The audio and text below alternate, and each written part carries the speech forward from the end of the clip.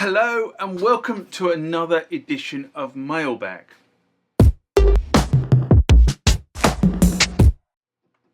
What is Mailbag? Well, Mailbag is a feature of the channel where you guys leave lots of comments on the channel and I attempt to answer those comments, or if I can't answer those comments, I throw it out to you guys who have more knowledge on some of this stuff than I do. So let's get into the first mailbag of this session. Remember, like, comment, subscribe to the channel. Go over to Instagram and follow me there. Go over to Facebook, follow me there. That's where the normal notices are.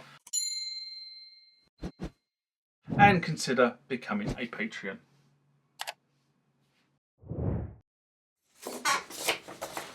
This comment or question comes from A Diva's Music Vlog. A Diva Music Vlog. Let's try that. And this was in response to part 1 Roland D-70 assessment video that I actually made in November 2024. And it says, hello. I think it's I have an XP-30 keyboard. Can I get an XP-30 keyboard? Yeah, it doesn't make an awful lot of sense, this one, but I've put it in because it's kind of, sometimes these are the sort of queries I get, especially when they're being translated, and I think this is being translated from Russian. So, and I'm not sure I really understand the keyboard.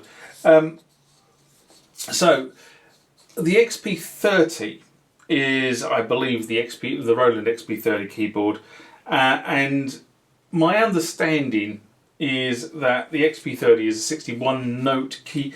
I know what this was. It's the key bed. Does the XP-30 keyboard fit a D-70? Yes, that's what this is. Because I'm looking at what I wrote. Now, the XP-30 is a 61 note keyboard, and the D-70, as we all know, is a 76 note keyboard, and therefore they don't fit each other. So you can't just cut the circuit board down. It doesn't work like that. So the answer is the key bed is not transferable between the XP-30 and the D-70. Although, I think the physical components, as in the black and white keys, I think they are cross-compatible. And I actually looked at the key bed itself, and the circuitry looks very similar to the circuitry on the D-70. But because the D-70 is bigger, at 76 keys, no, you can't cross-fertilise from one to the other. I suppose you could put a small keyboard in there, but you wouldn't have the octave either end, would you? Anyway, that's probably a complete waste of time going down that rabbit hole. What I would say is very interesting is if you've been watching the NAMM stuff, immediately as NAMM finished, there was a drop on Roland Asia. It's on the main Roland website as well, but you won't. I'm not sure it's really going to be targeted at the European and West and North American market. But there was a drop of a new XP keyboard, the XP-S60, but it is apparently scheduled to go to the Far East, so the Asian market. And if you look at it very, very closely, it does not look like, if you swapped out all the red insignia and the XP-30 and put a Juno DS insignature and put blue bits around it, you could almost say it was the same keyboard. This question comes from 99 Key Sound. In response to owning a Yamaha SY55 Korg T1 has 1 meg of memory mailbag I did in May 2024. And 99 writes, I just looked at the T1 manual and there is nothing about loading custom samples into the T1 by MIDI dump. Could you do a video that covers that? I talked to a tech at Road Music and he said the sample memory was only 512 KB, and that seems to make sense since all the data could fit on a double-sided, double-density floppy disk that was only 720 kilobytes. First of all, I would say First thing is the Korg T1 actually can take a 1.6 megabyte floppy drive. If you look at the specification for the disk itself, it's 800 megaside. So if you know that a double-sided high-density disk is rated at 2 megabytes, so a meg on each side of the disk, most formatting doesn't use it at 2 megabytes. They use it at something lower. A standard PC, as we all know, would use a disk that is 1.44 megabytes in size, so 700 and something per side. But the Korg machines, the T1 or the T-series machines, uses a format that is 800 megabytes,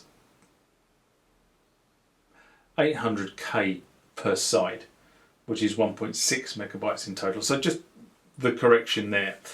Now I understand the question, but wonder why you don't create a PCM sample disk and load it into the Korg that way, which I think would probably be far easier.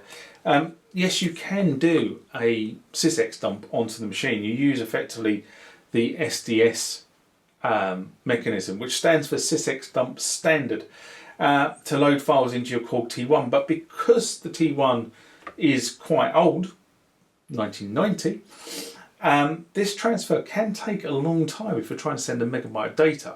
So most, sysx data that you send backwards and forwards to T1 is sysx, which is what's the word I'm looking for?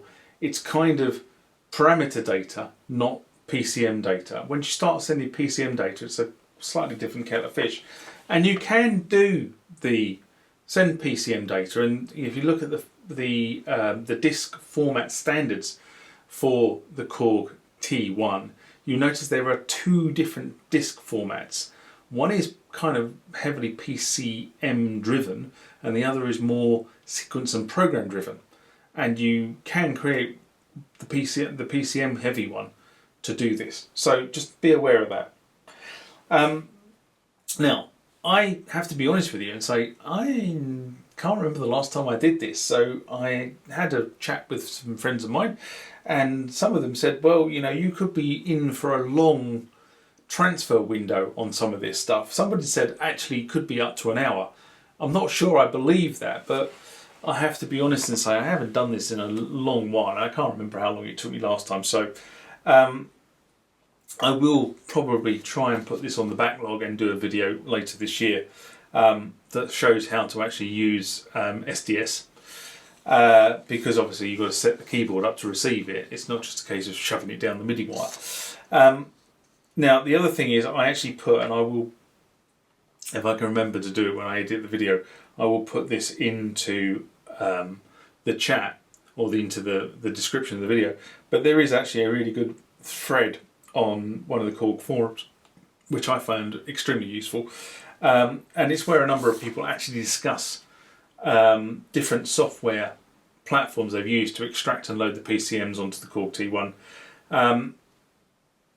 So what I'll do is I'll put this on the backlog and look out for it later in the year, but it ain't going to happen relatively soon because there's a lot more stuff in front of it, if I'm honest.